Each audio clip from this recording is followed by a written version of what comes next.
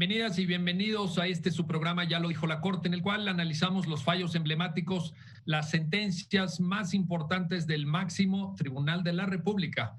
Y en esta ocasión vamos a conversar con nuestros invitados sobre el amparo en revisión 913 diagonal 2016, que nos va a permitir entender a cabalidad el derecho a la defensa adecuada en lengua indígena, como parte de una reflexión más amplia sobre la observancia estricta del debido proceso. Y para ello le doy la bienvenida al programa a Ayesha Borja. Ayesha, qué gusto tenerte aquí, muy bienvenida. Muchas gracias. Y también a Carlos Gustavo Ponce. Carlos, bienvenido, mucho gusto en recibirte nuevamente en tu programa. Muchas gracias, Miguel, un gusto estar aquí con ustedes. Y si quieres, empezamos contigo, Carlos. Empezamos para que nos ayudes a entender en este amparo en revisión 913-2016 qué es exactamente lo que se plantea y cómo es que el caso llega a consideración de los integrantes de la Suprema Corte de Justicia de la Nación. Carlos, si fueras tan amable, por favor. Claro que sí, Miguel. Bueno, este es un amparo que tiene su origen en un proceso penal seguido bajo las reglas del sistema tradicional en el estado de Oaxaca. 4 personas fueron sentenciadas por algunos delitos de la Ley Federal de Armas de Fuego y Explosivos y algunos delitos de lesiones. En contra de la sentencia interpusieron un recurso de apelación. Aquí, a la hora de interponer el recurso de apelación, el Tribunal Unitario, que le correspondía conocer del asunto, advirtió que las personas se habían identificado como pertenecientes al grupo étnico Mije. Y en esa medida, para garantizar su derecho a un intérprete, conforme lo que dispone el artículo 2 de la Constitución, lo que hizo fue requerir directamente a la delegación del Instituto Federal de la Defensoría Pública en el Estado para que llevara a cabo las gestiones conducentes para asignar a un intérprete o a un defensor que conociera la lengua y cultura de las personas, ¿no? En cumplimiento a esta determinación, la delegada asigna a un defensor público bilingüe que conocía la lengua y cultura Mije, pero bajo la condición, dice la delegada, de que los imputados a su vez designaran a este defensor como su defensor público penal, es decir, quien se encargara de llevar a cabo su defensa. El Tribunal Unitario, al recibir esta designación, lo que contesta es que los imputados ya habían hecho una designación de un abogado particular y que, de todas maneras, esto no era un obstáculo para considerar que el defensor público bilingüe pudiera fungir, en su caso, única y exclusivamente como un intérprete que auxiliaría, en este caso, al abogado particular en la defensa de estas personas. Es importante mencionar, es interesante lo que sucede en este caso, porque el argumento que en su momento dio la delegada para condicionar la asignación de un defensor al hecho de que fueran al mismo tiempo no solamente intérpretes sino defensores, es que las bases orgánicas vigentes en ese momento del Instituto de la Defensoría Pública establecían que la defensa es incompatible, la defensa pública es incompatible con el patrocinio particular.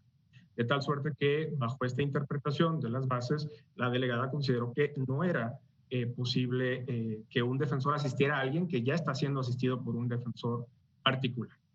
Ahora bien, es interesante porque el Tribunal Unitario lo que hizo en este caso fue hacer un control de convencionalidad y considerar que son inaplicables estos artículos de las bases, toda vez que lo que hacían era restringir desproporcionadamente el derecho a una defensa adecuada integral en materia indígena, como lo vamos a comentar seguramente más adelante, qué consiste. Y por esa razón considero que la designación debía hacerse con independencia de la defensa que hayan seleccionado los imputados. Bueno, se dan una serie de requerimientos, hay unos apercibimientos, multas, se apercibe de que se impondrá multa en caso de que no se cumpla adecuadamente con esto. Y esto lo que genera es que la delegada promueva un juicio de amparo en contra de estas determinaciones para el efecto de que fuera un juez de amparo el que determinara que no era posible hacer esta designación, porque ello, entre otras razones, no encontraba asidero ni en la Constitución ni en la ley de la Defensoría Pública. El tribunal que resuelve el caso determina que era innecesario hacer un control de convencionalidad, porque en este caso no estábamos hablando propiamente de una defensa frente a un patrocinio particular, sino de la posibilidad de que un defensor público pudiera fungir no como defensor, sino como un intérprete al tener las calidades y las características necesarias para poder llevar a cabo esta función en un proceso penal. Contra esta determinación, la delegada interpone un recurso de revisión, el cual la primera sala determina que es de importancia y trascendencia y por lo tanto determina ejercer su facultad de atracción y resolver. Entonces, esta sería palabras más, palabras menos los hechos del caso. Perfecto, muchísimas gracias, Carlos. Oye, déjame plantearte esto, Ayesha.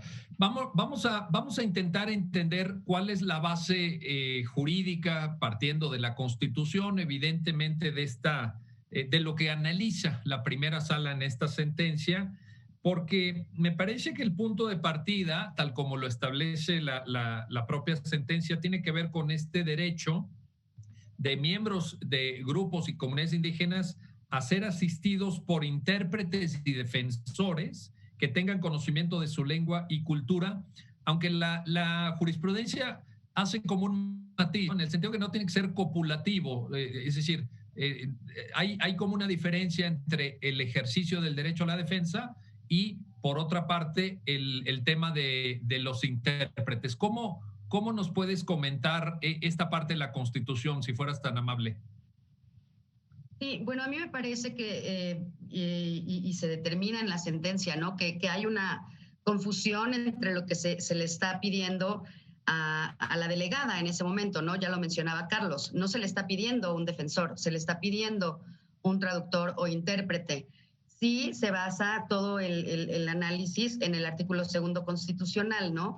En donde en la fracción 8ª se establece que las personas y comunidades indígenas tienen derecho a acceder plenamente a la jurisdicción del Estado y que tienen en todo tiempo el derecho a tener una traducción, ¿no? Asistidos por intérpretes o traductores. Es decir, la discusión no estaba en si la defensa pública era incompatible con la privada, que lo es, sino si el carácter de defensor podía tener otro carácter como de intérprete o traductor, sin tomar en cuenta que es defensor, ¿no? A mí me parece que la defensa adecuada va extremadamente de la mano, es más, o sea, ni siquiera se divide con el hecho de tener derecho a una traducción, ¿no?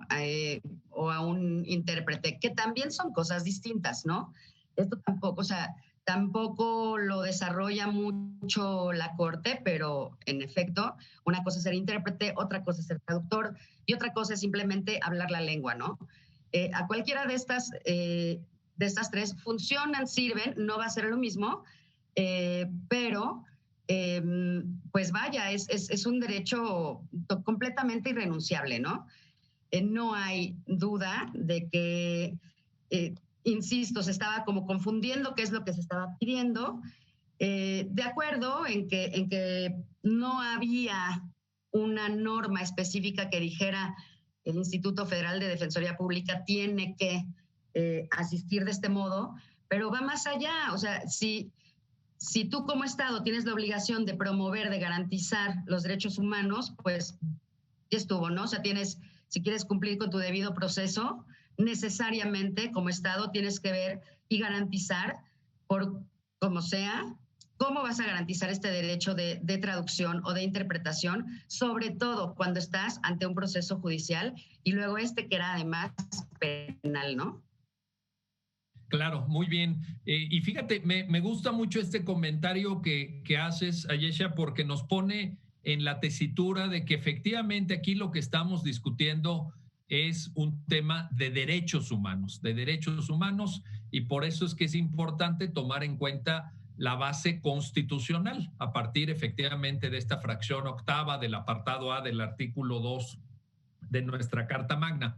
Ahora, déjame regresar contigo, Carlos, porque Ayesha está poniendo un punto toral, un punto central en la comprensión del alcance justamente de este derecho, que es la diferencia entre intérprete y traductor. Evidentemente, en el caso de personas que son integrantes de pueblos y comunidades indígenas, tenemos esa barrera lingüística para el acceso a esta jurisdicción del Estado. Tenemos ciertas dificultades, en algunos casos tal vez, de comprensión, y por eso es que la Constitución añade esta cuestión como parte del debido proceso, como parte del acceso a la justicia. Pero ayúdanos a entender esta parte de la sentencia, Carlos, si fueras tan amable, partiendo de esta distinción que puntualmente Ayesha señalabas, por favor. Sí, claro. Como tú comentabas hace un momento, Miguel, pues la finalidad de la reforma constitucional al artículo 2, desde el año 2001, tuvo como finalidad eliminar dos cosas. Primero, garantizar que las personas indígenas puedan acceder plenamente a la jurisdicción del Estado y que sus usos y costumbres puedan ser o sean debidamente tomados en cuenta. Y la otra, eliminar las barreras lingüísticas y culturales que supone el que una persona que no está familiarizada debidamente con el español pueda enfrentar adecuadamente un proceso. Pero evidentemente, en el caso específicamente de las personas que pertenecen a grupos y comunidades indígenas, no basta con que se garantice su derecho a un traductor, en el sentido de que haya alguien que haga una traslación escrita entre textos o entre palabras. En el caso de las comunidades indígenas, para garantizar su plena participación en el proceso penal, que puedan ser escuchados plenamente, que su cosmovisión pueda ser pueda ser valorada en un proceso, sobre todo en un proceso penal que tiene consecuencias tan importantes, y que en no pocas ocasiones, los usos y costumbres son un factor determinante incluso para la determinación de la tipicidad o la responsabilidad, pues es necesario que se cuente además con especialistas que no solamente conozcan la lengua, sino además la cultura. Y esa es una de las diferencias fundamentales que, como mencionaba Ayesha, existen entre la figura del traductor, que el perito traductor, todos lo conocemos, estamos familiarizados los abogados con los peritos traductores de inglés-español, etcétera, que lo que hacen es traducir, por ejemplo, un acta, un documento oficial de una lengua a otra. En el caso del intérprete, lo ideal es que la persona cuente además con el conocimiento profundo de la cosmovisión y la cultura, porque al final del día el intérprete lo que va a hacer eso, es un puente cultural entre la persona que está siendo juzgada y el sistema de justicia que no está familiarizado o que responde a una lógica diferente. Inclusive, si uno ve los procesos de certificación, por ejemplo, del Instituto Nacional de Lenguas Indígenas, verá que en estos documentos de certificación y estas normas establecen qué requisitos debe tener un intérprete, pues no se ciñen o no se basan única y exclusivamente en el dominio de la lengua, ¿no? Así es. A ver, volvamos, Ayesha, si te parece, a esta idea que tú comentabas, que me parece que siempre hay que rescatar y que hay que destacar cada vez que sea posible, de que aquí lo que están en juego son derechos humanos. Y me parece que también un enfoque pertinente y relevante en términos de lo que la sentencia analiza es el derecho a la defensa adecuada. No solamente a la defensa técnica, que ahí hay un matiz que tal vez nos puedas ayudar igualmente a comprender, pero déjame ponerlo en estos términos entonces. Para las personas que nos están viendo, la satisfacción, la garantía completa de este derecho a la defensa adecuada en tratándose de aquellas personas integrantes de pueblos y comunidades indígenas que enfrentan un proceso penal supone que tengan un defensor, que en su caso tengan un traductor y que en su caso tengan un intérprete. ¿Esto es correcto y con qué alcance, Ayesha? Por favor, sí, ayúdanos a entender esta parte, si fueras tan amable. Es correcto. Me parece que podría incluso cubrirse con la parte de defensor e intérprete, ¿no? Porque el intérprete, como bien mencionaba Carlos, es la persona que va a tener este conocimiento de sistemas normativos indígenas o usos y costumbres, ¿no? Puede estar el traductor y un intérprete, ¿no? pero me parece que con el intérprete se cubriría esto, ¿no? ¿Qué más cubre el derecho a la defensa adecuada? Pues a poder conocer bien cuál es tu procedimiento, cuáles son los derechos que tienes dentro del mismo, qué recursos puedes interponer, qué beneficios puedes obtener y cuándo. Y bueno, tal vez otro tipo de facilidades dependiendo, obviamente, del tipo de delito, ¿no? Yo creo que es extremadamente importante garantizar este derecho, sobre todo tomando en consideración, pues, que es una población históricamente discriminada, ¿no? Entonces, no hacer valer este derecho por parte del Estado mexicano es extremadamente grave, ¿no? Sí ha habido ocasiones en que la gente se pregunta, pero es que esta persona habla español, no es necesario que tenga un traductor o intérprete. Yo siempre les comento, bueno, yo considero que yo hablo bastante bien inglés, pero si yo estoy en un procedimiento en Estados Unidos, por supuesto que voy a querer un abogado que me hable en español, ¿no? No somos quien, ni los jueces, ni los mismos abogados defensores, quienes para determinar si esta persona necesita o no un intérprete. Las personas lo necesitan, siempre lo necesitan. Entonces, está en nuestra responsabilidad cumplir con esto. Y como decías, ¿no? No es lo mismo nada más la defensa técnica, saber pues cómo aplicar el derecho, cómo es el procedimiento, etcétera, adecuada, sí, sobre todo en los sistemas indígenas, ¿no? Puede ser que tal vez dentro de la normativa de la comunidad, ese delito ya incluso se haya castigado, por ejemplo, ¿no? Y nosotros ni enterados. Y entonces, pues habría que preguntar si no estamos haciendo un lado y no estamos respetando los sistemas normativos indígenas, ¿no? Defensa adecuada para ellos, o sea, insisto, siendo un grupo tan discriminado, lo sigue siendo, ¿no? Y sobre todo cuando le niegas la traducción. La mayoría de las personas indígenas, desgraciadamente, siguen sin saber leer y escribir en español, ¿no? Entonces, pues aunque les des documentos y todo, necesitas que sea una persona que pueda relatarle absolutamente todo lo que está pasando. Muchas veces ni siquiera entienden por qué están encarcelados, por qué tienen que cambiar su vestimenta una vez que están encarcelados. Vaya, o sea, son distintas situaciones. Todo esto, tomarlas en cuenta, ver el contexto, implica la defensa adecuada, ¿no? Oye, y en esto, déjame preguntarte por una puntualización, Ayesha. Normalmente se ha entendido que la defensa adecuada, de forma distinta, y tú lo distinguiste muy bien en relación a la defensa técnica, la defensa adecuada es una defensa material, una defensa donde se ejercen actos materiales en términos de presentación de pruebas, en términos de interposición de recursos, etcétera. Pero tanto la sentencia como tu comentario nos da pie para pensar en una defensa adecuada culturalmente adecuada. ¿Es esto correcto? ¿Te parece que podremos por ahí desarrollar ese concepto, Ayesha? A mí me parece que sí, es una cuestión de tomar siempre dos cuestiones en consideración para que sí sea adecuada, ¿no? La interseccionalidad, siempre, ¿no? Tomar en cuenta el contexto de las personas, de dónde vienen, y la perspectiva de género, ¿no? Yo creo que con estas dos cosas nosotros podemos englobar bastante bien lo que sería una defensa adecuada. Y sin esto no lo es. No estás tomando en consideración todo lo que hay detrás, ¿no? Oye, pero no se excluyen. No, para nada. Todo lo contrario, son complementarias, ¿no? Se pueden presentar las dos en el mismo caso, pues. Así es. Muy bien.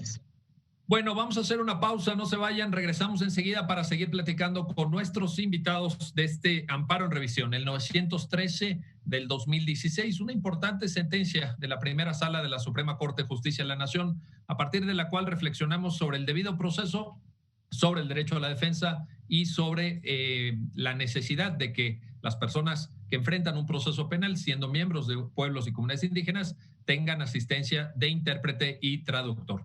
Regresamos enseguida.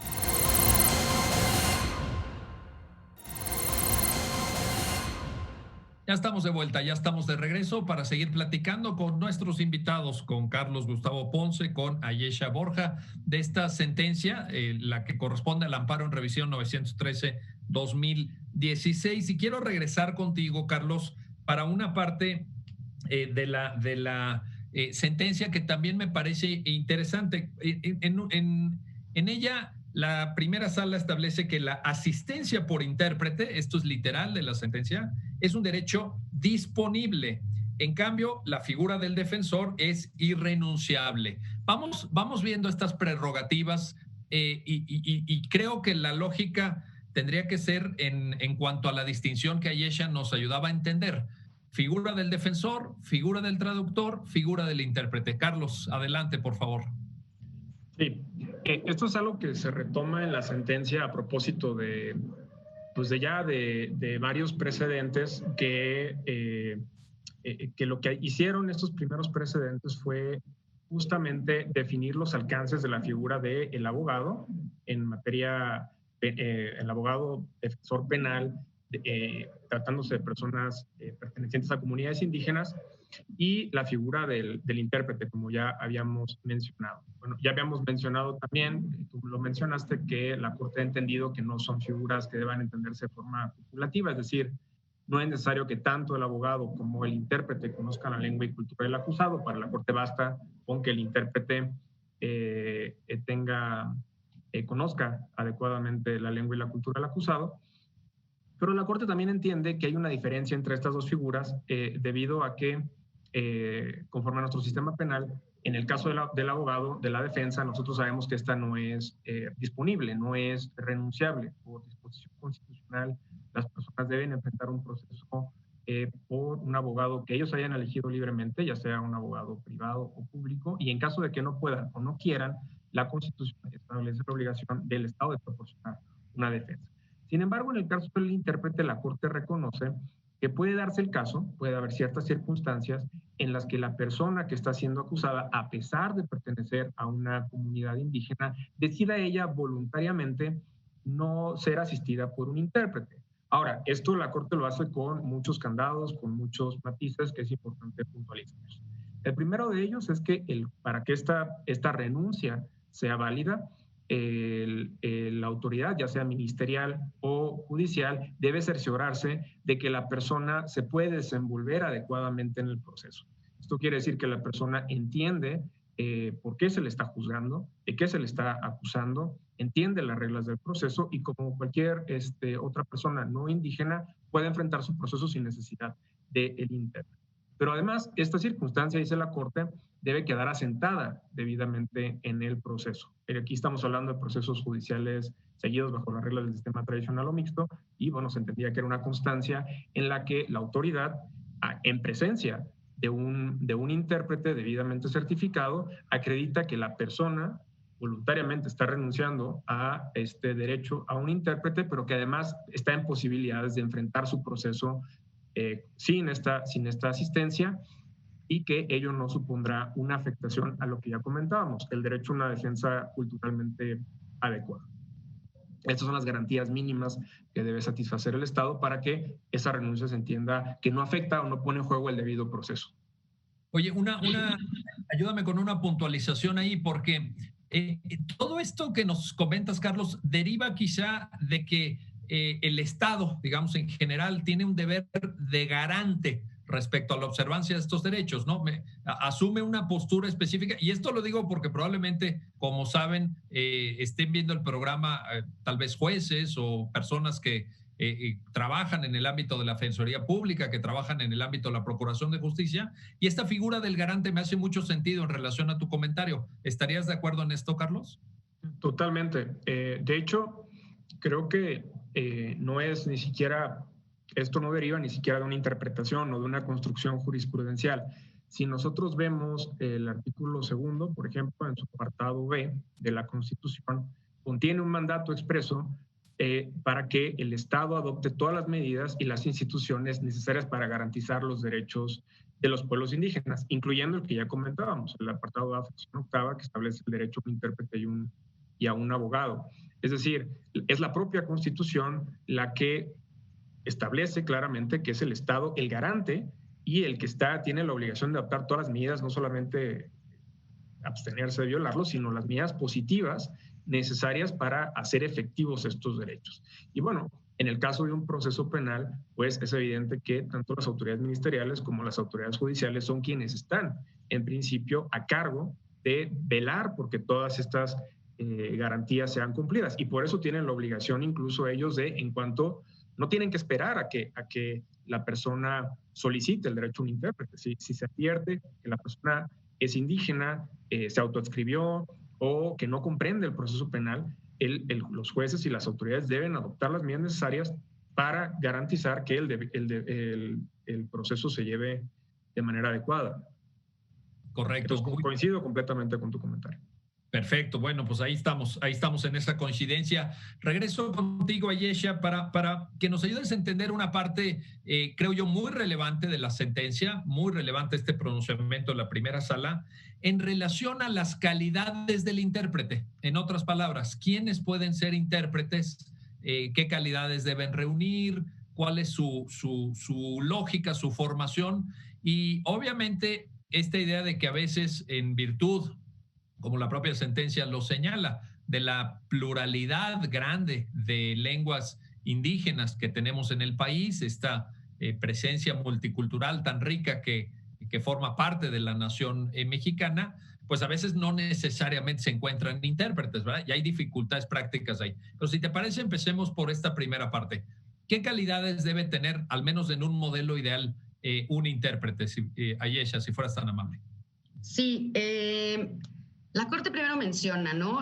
Lo ideal, siempre, el escenario ideal va a ser tener un perito intérprete. Esto es una persona que esté certificada por las instituciones competentes. En este caso, el INALI, ¿no? El Instituto Nacional de Lenguas Indígenas. Pero también dice, pero no siempre vamos a poder encontrar a un perito intérprete derivado de la gran cantidad de variantes lingüísticas con las que cuenta el país. Estamos hablando de 364 variantes en el país. Entonces, no va a ser tan fácil contar con peritos traductores en cada una de estas, ¿no? Entonces, el segundo término podrían ser personas que conozcan del idioma, que conozcan de la comunidad y que sean reconocidas incluso por su misma comunidad o autoridades locales, ¿no? Las que puedan ayudar. Y ya en tercer término estará la persona que simplemente es hablante de la lengua, ¿no? Pero que no tiene una certificación como tal. Esos serían como los tres escenarios que nos da y por lo tanto también las tres vías que nos da y sobre todo a los órganos jurisdiccionales para asegurar que se cumpla con este derecho de contar con un traductor. Es decir, ¿a dónde tienes que ir, juez, para tratar de conseguirlo? Bueno, pues me puedo ir a la lista de peritos del Consejo de la Judicatura o me puedo ir con el Instituto Nacional de Lenguas Indígenas. Y ya si no tengo este perito, entonces me voy a la segunda y si no, me iré a la tercera, ¿no? Y ahí me gustaría posteriormente comentar sobre también el trabajo que se está haciendo y mucho a raíz de esta sentencia en el Instituto Federal de Defensoría Pública para cumplir con estas certificaciones o calificaciones de los defensores bilingües, ¿no? Sí, lo conversamos enseguida si quieres. Déjame preguntarte y ponerte esta puntualización a tu consideración. ¿El orden en el que lo señalaste es importante? Es decir, en este orden, esa búsqueda tiene que ser en ese orden. Tiene una lógica esto, ¿no? Tiene una lógica porque, claro, el Estado al ser garante, pues tiene que tratar de cumplir con lo máximo, ¿no? Entonces, pues bueno, obviamente primero voy a buscar al experto.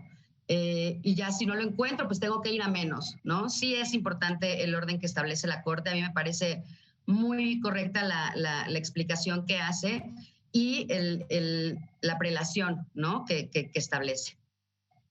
Oye, déjame regresar contigo, Carlos, para una cuestión. A ver, Ayesha ya nos está comentando que en el caso de peritos, lo ideal para contar con esta figura de los intérpretes es que sea alguien que cuente con una validación, digamos, oficial, que cuente con un digamos, con un estatuto jurídico, con un estatuto académico como punto de partida. Obviamente, si no se puede, pues habrá que ir a otras cuestiones. Pero en la sentencia también, cuando se aborda esta segunda o incluso la tercera de las posibilidades que Ayesha nos está planteando, se habla de la figura del perito práctico, pero también aquí la Corte, digamos, además de señalar en la sentencia que digamos, el recurso a un perito práctico es la última posibilidad, la última medida que debe adoptarse, pero tampoco lo deja abierto a que sea cualquier persona que tenga cualquier conocimiento, etcétera. También incluso en tratándose de peritos prácticos hay un cierto nivel de exigencia que la Corte fija en la sentencia. Coméntanos esa parte, Carlos, por favor. Sí, la sentencia, como mencionas, recurre a esta distinción que, debo decir, es una distinción que venía de los códigos procesales penales. Como ustedes recordarán, el Código Federal de Procedimientos Penales, al menos, hacía una distinción entre los peritos oficiales, por así decirlo, y los peritos prácticos, ¿no? Los peritos oficiales pues eran todos aquellos que tienen una certificación adecuada, que cumplen con los requisitos para ser considerados expertos conforme a las reglas que establecen los propios códigos y que normalmente aparecen en un listado de peritos de las autoridades judiciales, etcétera, ¿no? Pero los códigos también reconocen esta otra figura del perito práctico, que es aquel que, sin tener una certificación, un título de especialización, es posible corroborar o es posible saber que cuenta con los conocimientos en una determinada área del conocimiento para poder llevar a cabo una función pues explicativa para un tribunal, ¿no? de testigo experto para un tribunal sobre un área específica. Y esto, bueno, se tiene que corroborar de alguna manera. En el caso de las personas indígenas, de los intérpretes en materia indígena, la Corte ha advertido que los peritos prácticos pueden ser de diferente naturaleza. Puede ser, por ejemplo, personas que la propia comunidad, como mencionaba Ayesha, reconoce como personas versadas en la lengua y cultura en cuestión. Puede ser personas que, aunque no están certificadas, por ejemplo, por el Instituto Nacional de Lenguas Indígenas, cuentan con algún otro tipo de certificado institucional, algún otro título que dice que la persona cuenta con las habilidades y los conocimientos necesarios para fungir como intérprete o traductor de una lengua indígena al español. O puede ser el caso también de que haya personas, y este es el último recurso que normalmente la Corte ha admitido, de personas que, aunque no sean reconocidas por la propia comunidad, aunque no provengan directamente de la comunidad, hay algún otro mecanismo que permita considerar que la persona conoce la lengua y la cultura de la persona. Y esto, evidentemente, pues tiene que ser debidamente acreditado y debe ser, de preferencia, deben ofrecerse medios de prueba que consten ya sea en el expediente o en la causa penal. De hecho, esto es importante mencionarlo, muchos amparos de la Suprema Corte en esta materia fueron concedidos porque al momento de hacer designaciones de peritos prácticos, las autoridades no se cercioraron, no llevaron a cabo una indagatoria correspondiente para acreditar que la persona cumplía con las calidades necesarias para ejercer esa función y mucho menos lo asentaron. Y para la Corte esto generaba una duda de que realmente la persona que estaba siendo procesada había entendido de qué había versado el proceso. Correcto. Oye, vamos al siguiente tema, Ayesha. Vamos al fondo ya de lo que discutían la delegada y algún juez federal, etcétera. ¿Pueden los defensores públicos federales ser nombrados como intérpretes o no? A ver, el fondo de la cuestión. Ayúdanos a entender esta parte de la sentencia, por favor. Sí, sí pueden. La preocupación que tiene la delegada al decir, a ver, espérate, lo quieres de defensor e intérprete, está difícil, ¿no? Pero le están diciendo, no, pues tiene defensor privado, solo lo queremos de intérprete, ¿no? Sí se puede.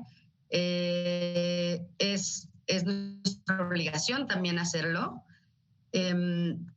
Obviamente dependerá también de, pues, ver si contamos con la variante, etcétera, la capacitación que se tenga y demás, pero ¿Pueden? Sí, sí pueden. Sí sería lo ideal que tengan además un defensor, no necesariamente privado. O sea, incluso hemos actuado con un defensor público más otro defensor que es intérprete, ¿no? Porque hacer las dos cosas a la vez sí está muy complicado. O defiendes o interpretas, ¿no? En algún evento se cambian cada 15 minutos, ¿no? Cuando están hablando al mismo tiempo. Es una situación cansada. La verdad es que en este caso no es así. Se avientan todo lo que se tengan que aventar, ¿no? No hay cambio, no hay relevos.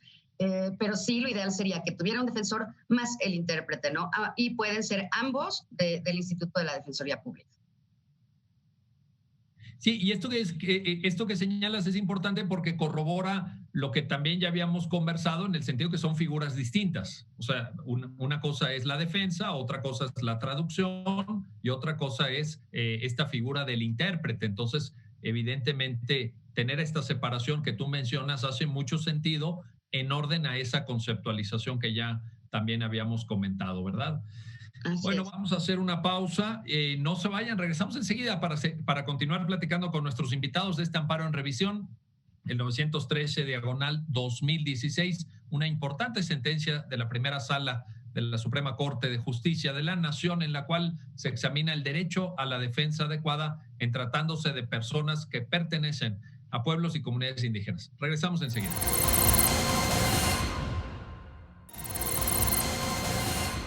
Ya estamos de vuelta, ya estamos de regreso en este subprograma, ya lo dijo la Corte, para seguir platicando con nuestros invitados de este amparo en revisión, el 913/2016. Y quiero regresar contigo, Carlos, para un aspecto que Ayesha nos estaba antes del corte ayudando a entender y que genera también una reflexión en la sentencia de la primera sala, que un poco venía de esa discusión que tenía la delegada del instituto sobre si había base jurídica o no para que los defensores públicos federales desempeñaran la tarea de intérprete. Ya Ayesha nos dejó claro que sí, sí se puede, la sentencia también así lo manifiesta, pero esta parte de la base jurídica, porque la delegada dice algo también en sus argumentos muy atendible, creo yo, muy interesante. Hay un principio de legalidad para el Instituto Federal de la Defensoría, o sea, tampoco se pueden desempeñar tareas o funciones con un ánimo justiciero. Hay un principio de legalidad, hay un principio de autoridad competente, y entonces esta cuestión sí tiene que quedar muy clara, ¿verdad? ¿Cómo lo desarrolla la sentencia, Carlos, por favor?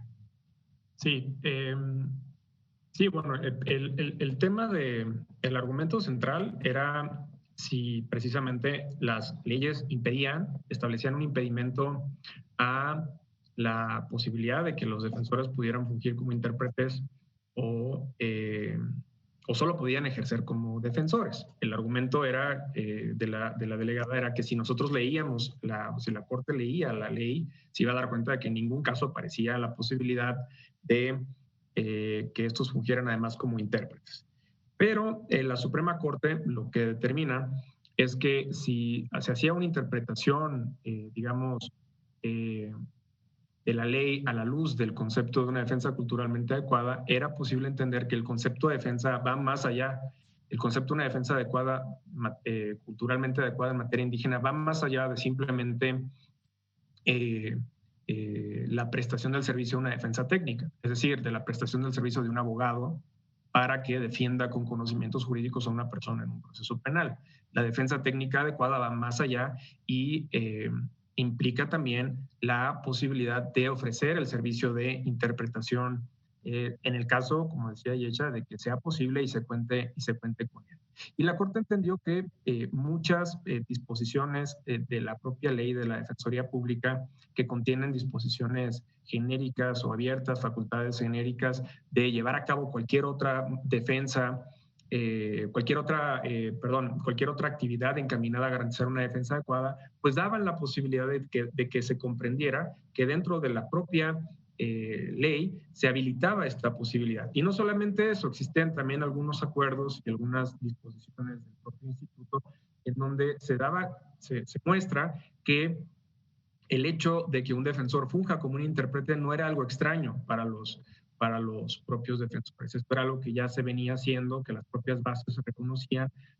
Alguna disposición, por ejemplo, establecía que antes de contratar un servicio de peritaje o traducción, debía buscarse entre los propios defensores para determinar si alguno de ellos podía prestar el servicio. Entonces, para la Corte esto permitía hacer una interpretación que le diera una base suficiente a la determinación o a la decisión finalmente adoptada, que es que los defensores públicos sí pueden, de manera excepcional, y aquí sí me gustaría dejarlo muy claro, la Corte es muy clara en este punto, de manera muy excepcional y como último recurso, designar a un defensor público bilingüe, por varias razones. Tampoco podemos desconocer, y esto es un argumento muy atendible, y por eso también se considera fundado parcialmente el argumento de la delegada, que es que la institución de la Defensoría Pública fue creada primordialmente para prestar el servicio de defensa. Los defensores públicos son contratados y capacitados para prestar un servicio de defensa y eso es su función primordial y eso tampoco lo podemos obviar. Ahora, la razón por la cual se permite que ellos puedan funcionar en ciertos casos excepcionales como intérpretes es porque además cuentan con ciertas cualidades o con ciertas certificaciones que en ciertos casos pues, pueden hacer aptos para que presten este servicio. Pero claro, el Estado tiene que asignar y utilizar sus recursos humanos y materiales de manera eficiente, de tal manera que la única razón por la cual se justificaría que se distraiga a un defensor de su función principal, que es la defensa, para asistir a una persona que tiene un abogado privado como intérprete, es que no haya otra forma de garantizar el derecho a un intérprete, ¿no? Correcto, muy bien. Oye, Ayesha, hace rato nos planteaste que a raíz de esta sentencia, ustedes en el trabajo, en la labor cotidiana del Instituto Federal de Defensoría Pública, han llevado a cabo ciertas adecuaciones, han hecho trabajo de seguimiento, refuerzo institucional. Coméntanos esa parte, por favor. Sí, fíjate que derivado de esta sentencia, pues nos pusimos a revisar a partir de esta nueva administración del maestro Netzaí Sandoval, con cuánto personal contábamos que fuera bilingüe, cuántas variantes lingüísticas cubríamos y qué acreditación tenían estas personas, ¿no? Entonces, bueno, pues antes de 2019 cubríamos 39 variantes lingüísticas y la mayoría de ellos contaban con acreditaciones de todo tipo, algunas del INALI, algunas de la autoridad municipal, algunas de su propia comunidad, etcétera, ¿no? Entonces, pues se tomó la decisión de hacer varias cosas. Primero, aumentar nuestro personal bilingüe, ¿no? Contratar a más defensores y oficiales que pudieran cubrir alguna otra variante. En ese proceso hemos seguido estando y actualmente ya cubrimos 138 variantes lingüísticas. De 39 que teníamos, ahora cubrimos 138 de las 364 que tiene el país, ¿no? Pero además de eso, estamos lo estamos haciendo, homologando la certificación. No es una certificación, es un diploma que otorga el INALI mediante una evaluación de competencias comunicativas. Entonces sí, no sería una certificación porque esa es otra cosa y requiere un proceso mucho más largo y mucho más complejo, ¿no? De que todos tengan este mismo diploma por parte de la misma institución, ¿no? Que federalmente, pues, es el Instituto Nacional de Lenguas Indígenas. Esto es muy importante porque hasta ahorita ya llevamos a 56 a 56 personas de 87 que tenemos que son bilingües, ¿no? Es un poco más del 60%. Y es muy importante porque esta evaluación nos establece varias cosas, que sí conoce la lengua, que sí puede sostener una conversación, pero que también conoce las cuestiones comunitarias. En esta evaluación se les pregunta en dónde es que usan más su lengua, en la iglesia, en la escuela, en la familia, afuera, ¿no? Y así nos vamos dando cuenta también ellos que tanto están en la comunidad. Con esto cubrimos esta parte de sí conocer la cosmovisión, usos y costumbres que corresponde a cada comunidad, ¿no? Les comentaba que son 56 los que están evaluados, pero además de estos 56, hay 10 que el INALI escogió por, digamos, por el perfeccionamiento que tienen en el uso de su lengua para ellos mismos ser evaluadores. ¿Cuál es el objetivo? Que personal que ingrese posteriormente al Instituto Federal de Defensoría Pública y que hable alguna de estas 10 variantes que estos evaluadores hablan, nosotros ya no tendremos que recurrir al INALI para tener esta valoración, sino que nuestro mismo personal la podrá hacer, ¿no? La verdad es que es un proceso complejo porque, yo les comento que si tenemos hasta ahorita solo 56 personas, no es ni por falta de voluntad del INALI ni del instituto, sino que hay muchas lenguas, como bien lo establece la Corte en la sentencia, que no siempre vas a encontrar un par o no es tan fácil. Entonces, estas evaluaciones se hacen de uno a uno, ¿no? Se necesita conversar. Entonces, necesitamos encontrar esas personas que puedan conversar con este personal para poder evaluarlos, ¿no? Y si estamos hablando además de lenguas en peligro de extinción, se complica todavía más, ¿no? Pero estamos en ese esfuerzo. Por el momento tenemos ya 43 defensores bilingües y sus correspondientes oficiales. Tenemos alrededor de 39, 40 oficiales que son bilingües y pues están en toda la República Mexicana, ¿no? Y ya próximamente vamos a tener asesores, que son los que ven la parte no penal.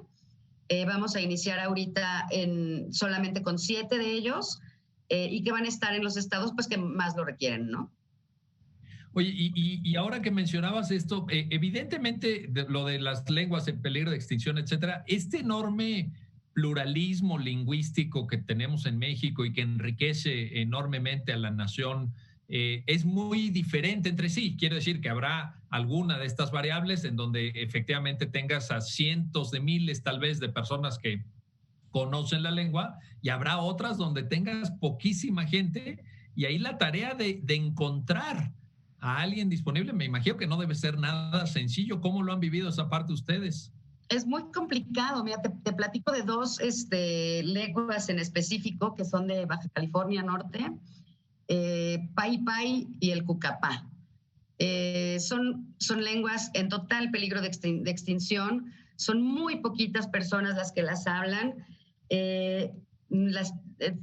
Tenemos a una oficial administrativo que habla Pai Pai y el oficial administrativo que habla Cucapá. Ellos refieren pues que solamente hablan la lengua con sus abuelas, ¿no? Se pierde este conocimiento y obviamente no lo hablan al 100%. Ellos, ¿no? Sus abuelas sí. Pero como se ha perdido la comunicación, pues ahora ellos también están en una labor, conocen a otras personas de la comunidad para ir rescatando el lenguaje.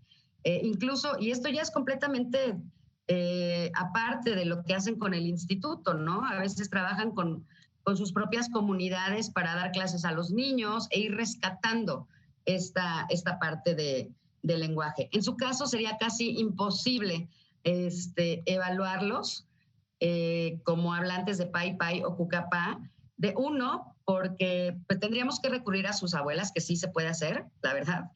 Pero la segunda es que ellos no han logrado conocer al 100% la lengua. Ellos también están en ese proceso, ¿no? Saben cuáles son las costumbres, saben los sistemas normativos y saben comunicarse, pero se comunican en un 40%, ¿no? Ahora, jamás hemos atendido a un usuario que esté privado de la libertad Pai Pai o Cucapá, ¿no? Esa es la otra. Que no siempre, o sea, eso también es una cuestión, no nada más es para gente privada de la libertad. O sea, si tenemos un usuario que lo requiere por cualquier otra cuestión, pues lo utilizamos, ¿no? No pasa nada. La cosa es, pues, hacerlo fácil también para ellos, ¿no? Claro, ese es el servicio que da el instituto. Carlos, déjame regresar contigo nada más para una puntualización, porque ya había sido objeto de comentario por parte de Ayesha esto que te quiero a ti plantear, pero vale la pena dejarlo en claro.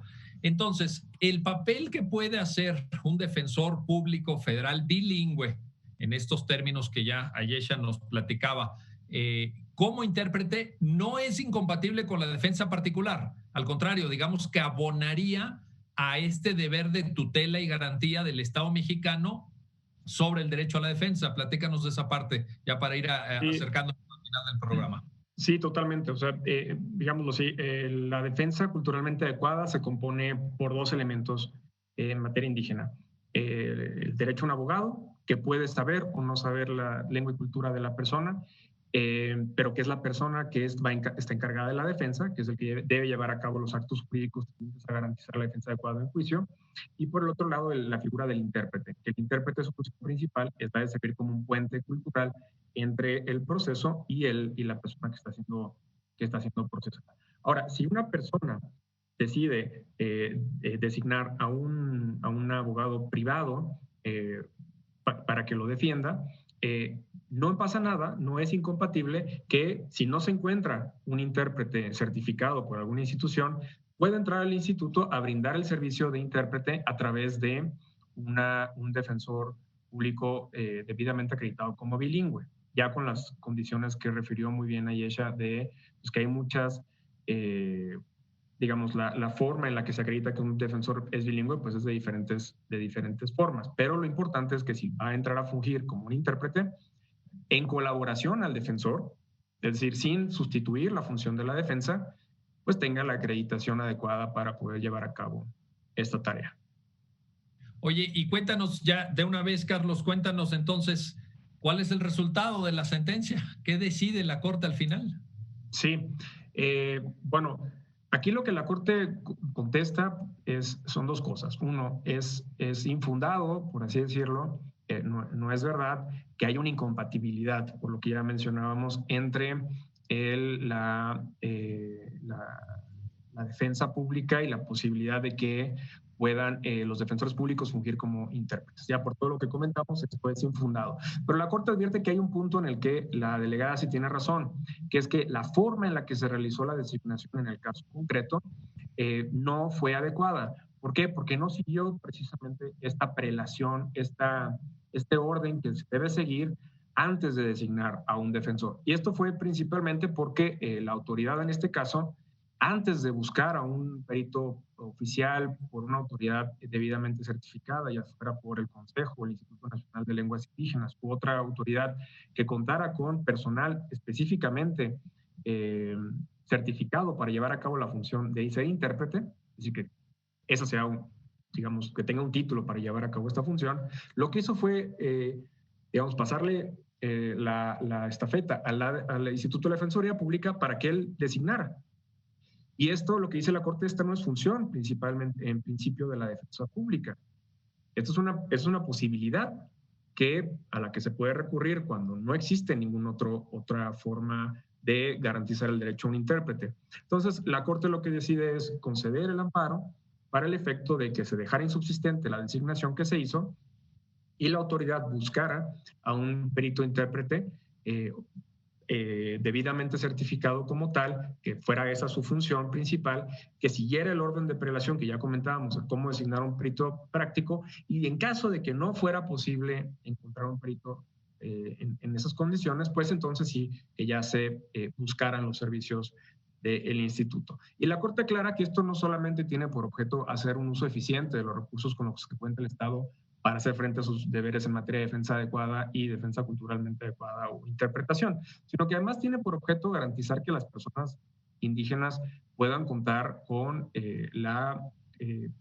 digamos, la prestación del servicio de la manera más adecuada posible. Y esto se cumple cuando las personas que los asisten como intérpretes tienen una formación específica para esos fines. Con esto no quiero decir, por supuesto, que no haya defensores públicos que puedan tener esta certificación y que puedan llevarlo a cabo con excelencia y con todas las características que requiere un verdadero intérprete o un intérprete dedicado a esto. Pero sí que, digámoslo, por regla general, lo que se debe buscar es un intérprete certificado, con las características que ya mencionó muy bien Ayesha. Muy bien, perfecto. Pues Ayesha Borja, Carlos Gabo Ponce, muchísimas gracias por ayudarnos a entender esta sentencia y gracias a ustedes que hacen posible su programa. Ya lo dijo la Corte. Nos vemos muy pronto para seguir reflexionando, comentando y analizando los fallos emblemáticos, las sentencias más importantes del máximo Tribunal de la República. Hasta pronto.